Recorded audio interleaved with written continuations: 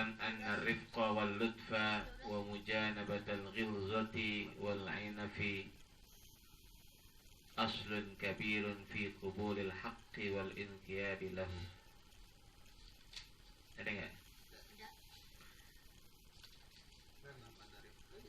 Wa'lam anna rifqa wal lutfa wa mujanabatul ghilzati wal inafi wal unfi aslun kabirun fi qubulil haqqi wal inqiyadi lahu fa'alaika bidzalika ma'a man amartahu aw nahaitahu aw nasahtahu minal muslimin wa ahsin as-siyasata fi dzalika wa kallimhu khalian walin lahu janiban wakhfid lahu janahan fa inna rifqa ma kana fi syai'in illa zanahu wala naz'un min syai'in illa sya'nuhu kama qala alaihi salatu wassalam wa kama qala Allah ta'ala li rasulih fabima rahmatin minallahi linta lahum walau kunta faddan ghalidhal qalbi lan faddu min haulik. Sadaqallahul azim. Wallahu a'lam. Hadirin kaum muslimin yang dimuliakan oleh Allah, alhamdulillah, puji syukur kita kehadirat Allah Subhanahu wa taala karena malam hari ini kita diberikan taufik, hidayah, inayah duduk dalam rangka kita menuntut ilmu. Mudah-mudahan kumpul kita mendapatkan rahmat dari Allah Subhanahu wa taala, diberikan kita keridhaan Allah Subhanahu wa taala, diberikan kita ini bermanfaat untuk bekal kita menghadap Allah Subhanahu wa taala. Hadirin, kemarin kita belajar daripada tuntunan Rasulullah sallallahu alaihi wasallam berkaitan bahwasanya yang namanya amar ma'ruf nahi munkar itu bukan nyari kesalahan orang. Kemarin kan begitu ya, wala lam annahu laysa biwajibin ala ahadin ayyab hasanil munkiratil masturah. Jangan kita cari kesalahan-kesalahan yang enggak ada. Wala tajassasu, jangan yang menjadi jadi sajud yasus itu spionase. Jangan kita nyari aurat kesalahan orang lain. Kaman tatabba aurat akhihi tatabba Allah auratuhu. Kalau dia nyari kesalahan orang lain, ntar Allah cari kesalahan kita. Kemarin begitu kan diajar Ustaz Reza, bahwasanya kita nggak boleh kalau emang kita nggak tahu ya jangan, kecuali yang kita lihat dia betul ngerjain. Maka dikatakan bahwa minal muhim alla tusaddiq wa la taqbal kullama yanqalu ilaika minal af'alin nas. Jangan langsung terima, cek dulu, recheck dulu, check and recheck gitu. Bener gak nih? Maka kita harus betul-betul, kecuali kalau kita emang nyaksiin hatta tusyahid dari binafsika, sampai kita ngelihat itu kemunkar. Karena sebabnya karena kita jelas diajarkan untuk husnuzan lebih dulu, berbaik sangka. Itulah yang namanya kita. Jangan sampai yang namanya langsung terburu-buru dalam yang namanya kita berdakwah amar ma'ruf nahi munkar. Ya harus, tapi bukan nyari kesalahan. Kemudian di sini wa'lam, ketahuilah, anna rifqa wal lutfa, bahwasanya ar-rifq itu lembut, sama dengan lutf sama, jadi pelan. Kalau yang namanya dalam Al-Quran Muhammadur Rasulullah asyidda'u 'alal kuffari ruhama'u bain. Asyidda'u 'alal kuffar itu tegas. Beda antara tegas sama keras. Beda antara tegas sama yang namanya kalau kita bilang kalau zaman sekarang ini radikal. Beda dengan yang namanya kita bilang frontal.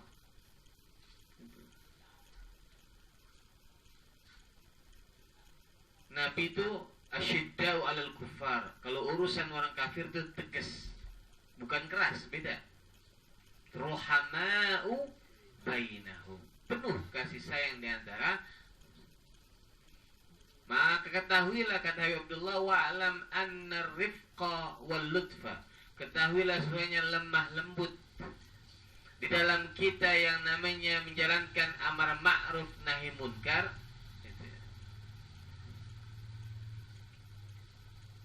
wa mujanabatul ghilzati wal unfi, dan menjauhkan dari yang namanya kekasaran, ghilzah, wal unf, kekerasan. Tuh. Berarti kita harus pelan-pelan, jauhkan yang namanya kasar, bahasa sekarang arogan, bahkan yang namanya keras gitu. Aslun kabirun fi qabulil haqqi, itulah dasar yang paling besar dalam qabulil haq, ketika menerima yang namanya kebenar, wal inqiyadu lahu, dan tunduk kepada kebenaran tuh. Bayangin Rasulullah sallallahu alaihi wasallam dalam sejarahnya, maka Nabi tidak dipuji kepandaiannya, padahal Nabi pandai. Nabi tidak dipuji kegantengannya, padahal Nabi ganteng. Nabi Yusuf nisfu syatr, setengah baru. Kalau Rasulullah SAW kal badrit tamam, seperti yang bulan purnama sempurna. Tapi yang dipuji oleh Allah tentang Rasulullah sallallahu alaihi wasallam, wa innaka la'ala khuluqin 'adzim. Maka dalam sejarah sirah Rasulullah sallallahu alaihi wasallam tidak ada sejarah Nabi itu mengajak daripada yang namanya kebaikan dan mencegah kemunkaran dengan yang namanya kekerasan atau kekasaran. Enggak ada. Semua dengan akhlak, semua dengan kelembutan. Sejarah cerita yang sering kita dengar sekali, yang sudah masyhur kisahnya, setiap Nabi lewat dilemparin yang namanya kotoran. Besok lewat lagi, lemparin lagi kotoran. Besok lewat lagi, lemparin lagi kotoran. Coba kalau kita, jangan ngelemparin, jangan. Kalau ngelemparin udah perbuatan, baru ngucapin aja udah marahin kayaknya. Sampai akhirnya tuh yang lemparin gak ngelemparin, dicari sama Nabi, mana yang sering lemparin, ternyata sakit. Subhanallah. Begitu sampai tuh yang sakit dia, apa kata orang Yahudi, ibarat Yahudi dalam kisahnya itu, riwayatnya, engkau yang setiap hari aku lempari dengan kotoran, engkaulah yang pertama kali menjenguk aku sakit. Maka saksikanlah, asyhadu an la ilaha illallah wa asyhadu annaka rasulullah. Tuh, masuk dengan rifq, dengan lutf, bukan dengan ghilzah dan bukan dengan inaf, bukan dengan unf, bukan dengan kekerasan, bukan dengan kekasar. Nah, itu lebih kepada yang namanya diterima kebenaran. Cerita orang yang buta yang disuapin oleh Nabi, semua. Tidak ada sejarahnya Nabi perang dalam kekerasan. Sampai perang aja, perang nggak boleh membunuh orang perempuan, nggak boleh yang namanya membunuh bayi, bahkan pohonan aja nggak boleh ditebang. Tuh, gimana kurang lembutnya Rasulullah SAW. Itu ajarannya. Nah, kita begitu juga sama. Kadang kita memang berat. Maka orang dakwah itu sangat berat. Mengapa Nabi Nuh 950 tahun, 1000 kurang gocap, itu bisa masuk ulul azmi, sedangkan Nabi Ayub, coba Nabi Ayub, sakitnya dari kaya, anaknya banyak, sampai yang namanya badannya habis dimakanin tapi nggak masuk ulul azmi dia. Kemarin saya dikasih lihat orang penyakit gula tuh tinggal tulang doang, nggak ada dagingnya. Kalau ingat Nabi Ayub tuh semua dipakanin ulat tuh badannya, dagingnya semua terus, bukan dibuangin lagi, jatuh dibungutin, sampai dia diusir oleh orang kampung coba. Tapi nggak masuk ulul azmi deh. Kenapa sebabnya? Li'annahu tahammal wahdu, karena dia bisa menanggung beban sendiri. Coba kalau Nabi Nuh 950 tahun ngajak orang Yang masuk cuma 80 orang yang ikut. Kita 3 kali aja bilangin anak kita atau orang lain gitu. Hei, jangan begitu. Hei, jangan begitu. Hei, jangan begitu. 3 kali dah. Lama-lama bang. Wah, kayaknya sendal melayang sendal. Keras kan kira-kira? Subhanallah. Nabi Nuh bahkan sampai istrinya sendiri. Nabi Lut gitu juga sama istrinya. Masa sih orang diajak dia kagak? Kan pasti diajak. Amal ma'ruf nahi munkar. Tapi pelan. Maka dia masuk karena dakwah itu urusan tarding kita menganggap bukan urusan kita. Kama alaika illal balagh. Yang paling penting kunci berdakwah itu adalah ar-rifqu wal lutf. Dengan yang namanya pelan dan kelembutan. Fa'alaika bidzalika, maka hendaklah kita ini mempunyai sifat rifq dan lutf itu ma'aman amartahu, dengan orang yang kita ajak, au nahaitahu, atau orang yang kita larang, au nasahtahu, atau yang kita nasihat, minal muslimin, dari orang Islam. Jadi enggak yang namanya ini wa ahsin siyasata fi dzalika. Perbaiklah, perbaguslah as-siyasah, cara siasat dalam kita yang namanya afidzalika fil amr wal ma'ruf wan nahi munkar, mengajak kebaikan dan mencegah kemunkar. Kalimhu khalian.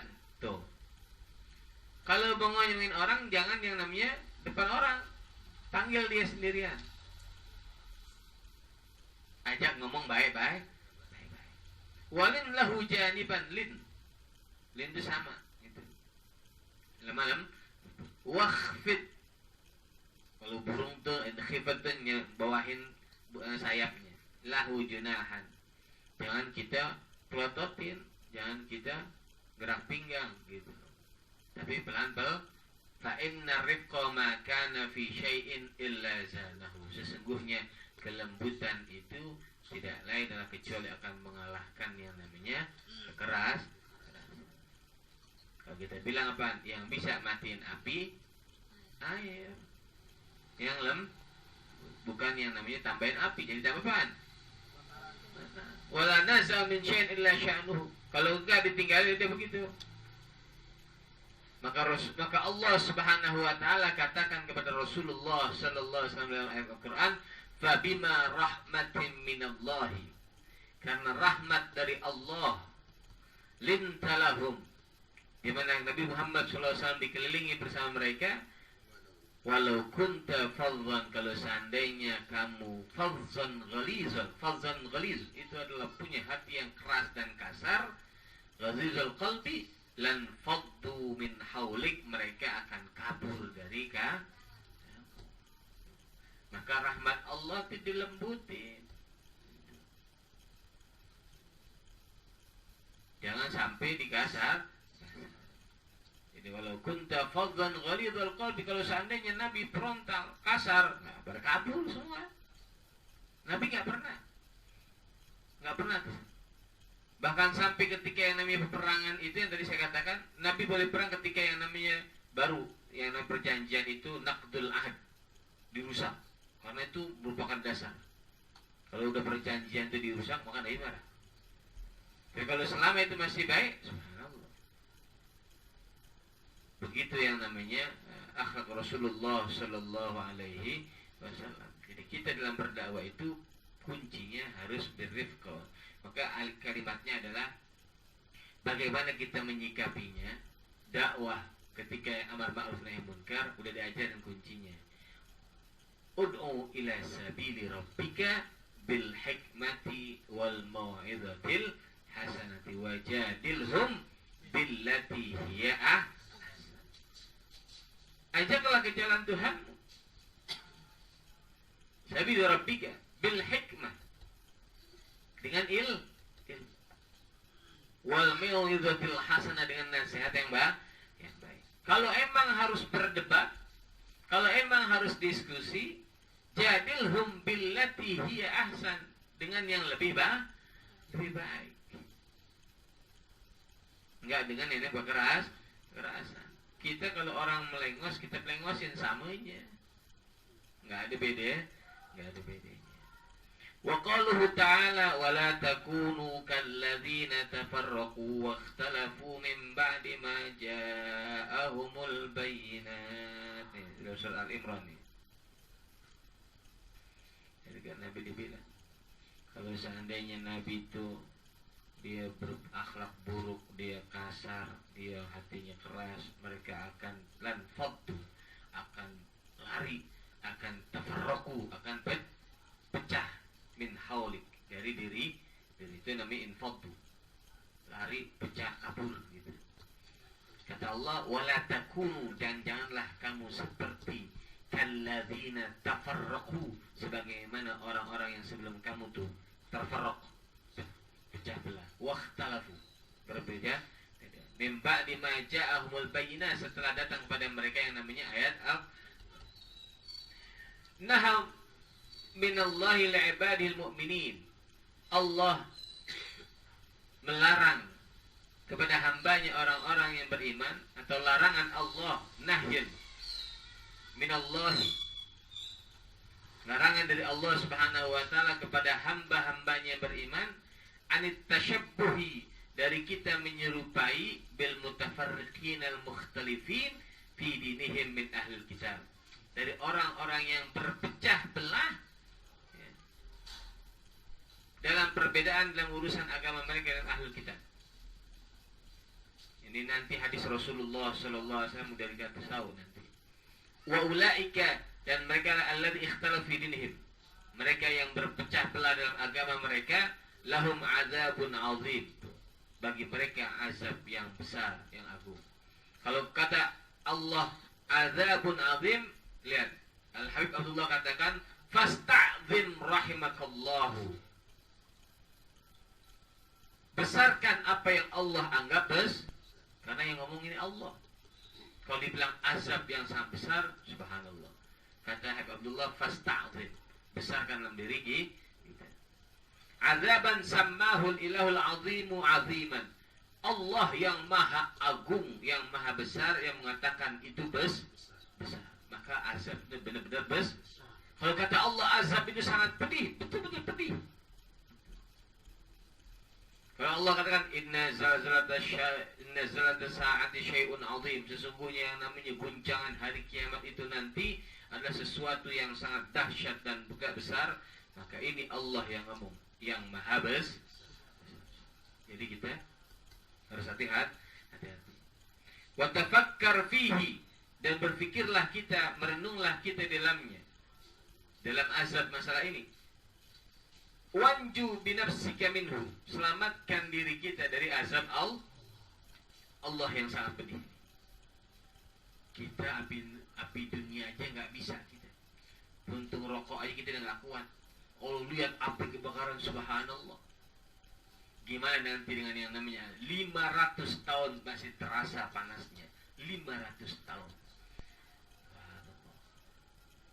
Maka Allah berkata wattaqun nar, takutlah kamu kepada api neraka.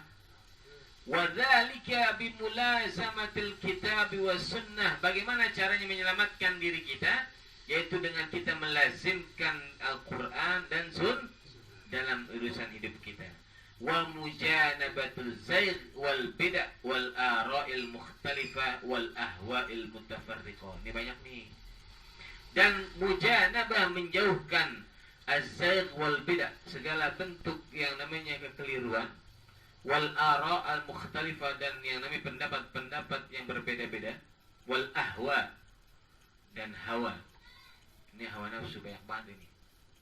Orang banyak menafsirkan dengan hawa nafsu. Maka ini harus kita jauhi. Bagaimana caranya? Berpegang teguh kepada Al-Quran dan hadis. Yang kata Nabi, taraktu fikum min ba'di amrayni in tamassaktum bihima lan tadillu abada, kitabullah wa sunnati. Kalau kita berpegang teguh setelahku, aku tinggalkan kepada kalian dua perkara yang kalau kita pegang teguh, lan tadillu, lan tidak akan pernah sesat kita.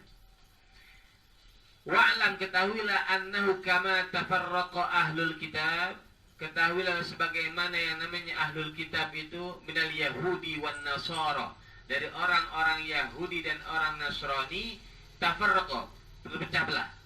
Waqtalafu fi dinihim, mereka berbeda pendapat dalam urusan agamanya. Faqad tafarraqat hadhil ummah, begitu pula umat Rasulullah sallallahu alaihi wasallam. Waqtalafat aidan, dan berbeda pendapat ala wifqi ma akhbara bihi Rasulullah sallallahu alaihi wasallam, sebagaimana yang telah disabdakan dan dikabarkan akhbara bihi, telah dikabarkan oleh Rasulullah sallallahu alaihi wasallam fi qaulihi, di dalam sabdanya. Berarti jangan heran umat kita kalau pecah belah. Karena Nabi pernah suatu ketika berdoa 3 doa, 2 dikabulin kecuali 1 yang enggak. Yang enggak itu adalah Nabi minta disatukan umat, ternyata enggak dikabulin. Kata Nabi apa dalam hadisnya? Iftaraqatil yahudu ala 71 firqatan. Umat Yahudi terpecah belah menjadi 71 firqah, kelompok. Sekarang nih ada yang namanya garis keras ekstrim, Likud, ada yang moderat, ada begitu semua. Jadi kita nggak tahu aja nih, semua berbeda benar. Waftaraqatin Nasara, begitu pula yang namanya firqah kaum Nasrani, ala isnataini wa sab'ina firqatan, 72. Tuh. 71, 72.